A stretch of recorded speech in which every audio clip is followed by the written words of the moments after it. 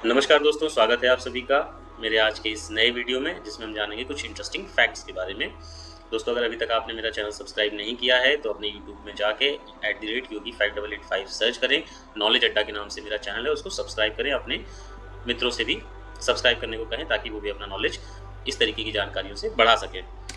दोस्तों, जापान जो देश है उसको लगभग सभी लोग जानते हैं। जापान का पासपोर्ट दुनिया का सबसे मजबूत पासपोर्ट है, जिसको कि अगर आपके पास है तो आप बिना वीज़ा के भी लगभग 193 देशों की यात्रा कर सकते हैं। जापान का असली नाम जो है वो यामाटो है। जापान दुनिया का 11वां सबसे अधिक जनसंख्या वाला देश है, साथ ही साथ सबसे घनी जनसंख्या वाला देश भी है। जापान का एक पुराना नाम निप्पन भी है। जापान के 70% क्षेत्र में पहाड़ है।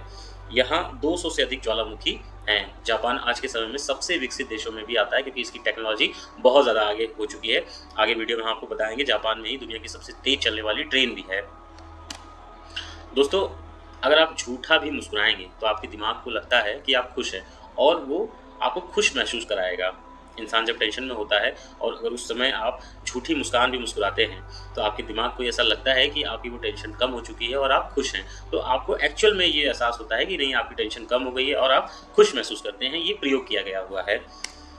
दोस्तों, जापान में बुलेट ट्रेन के 50 साल के इतिहास में करीब 1 अरब लोगों ने सफ़र किया है, और अभी तक एक भी व्यक्ति को किसी भी दुर्घटना से कोई चोट नहीं आई है।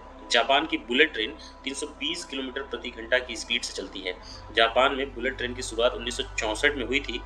दुनिया की सबसे तेज ट्रेन जापान की L0 सीरीज मैकलेव है। इसकी स्पीड 603 किलोमीटर प्रति घंटा है, जो कि 2022 में नापी गई थी। इस ट्रेन को संघाई मैकलेव भी कहा जाता है। दोस्तों, सुनामी की लहरों की रफ्तार लगभग 800 किलोमीटर प्रति घंटे तक हो सकती है। सुनामी वास्तव में क्या है? समुद्र की भीतर अचानक जब बहुत तेजी से हलचल होती है तो उसमें तूफान उठता है, जिससे ऊंची ऊंची लहरें ऊपर उठती हैं, जो बहुत ही स्पीड से आगे बढ़ती हैं। उसे ही सुनामी कहा जाता है। सुनामी का एक दूसरा नाम भी है, जिसको हार्बर लहरें भी कहा जाता है। दोस्तों, चीता दहाड़ नहीं सकते हैं क्योंकि ये बिल्ली की प्रजाति के होती हैं, बल्कि ये बिल्लियों की तरह म्याऊं म्याऊं करते हैं।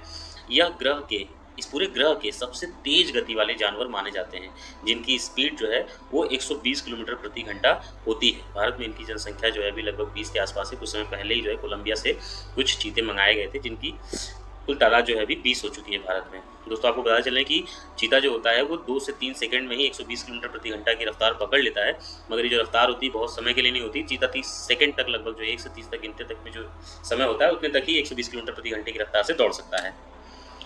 दोस्तों, डीजल इंजन के आविष्कारक जो थे रुडोल्फ डीजल, उन्होंने आत्महत्या कर ली थी, क्योंकि उन्हें लगा था कि उनका आविष्कार जो है वो सफल नहीं हुआ। हालांकि ये मिथ है। उनकी जो डेड बॉडी थी उनके गायब होने के 3 दिन बाद समुद्र में तैरती हुई मिली थी, और उनकी मृत्यु का एक्चुअल जो कारण है वो अभी तक लोगों को नहीं पता चल पाया है।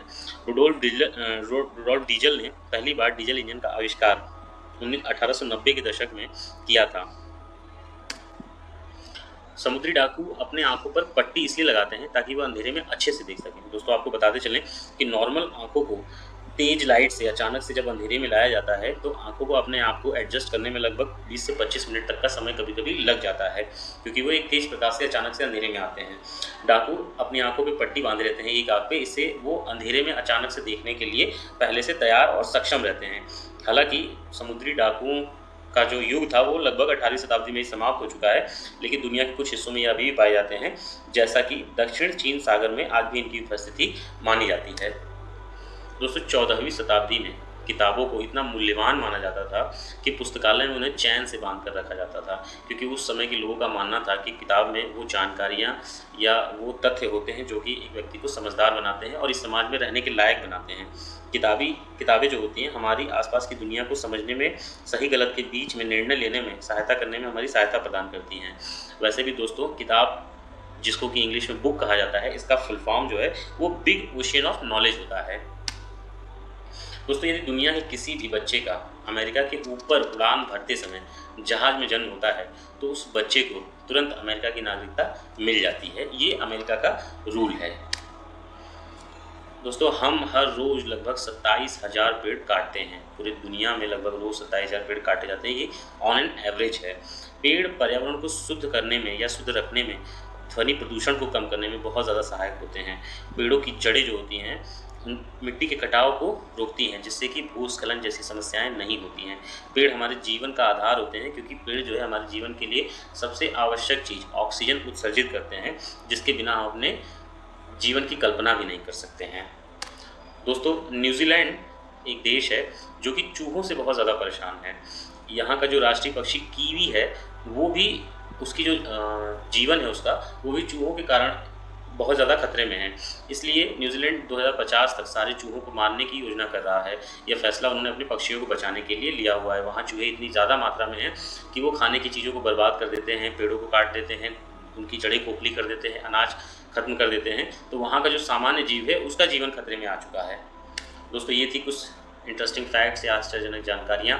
और ये वीडियो कैसा लगा आपको, कमेंट करके ज़रूर बताएं। इस वीडियो को अधिक से अधिक शेयर करें और मेरे चैनल को सब्सक्राइब करें। धन्यवाद।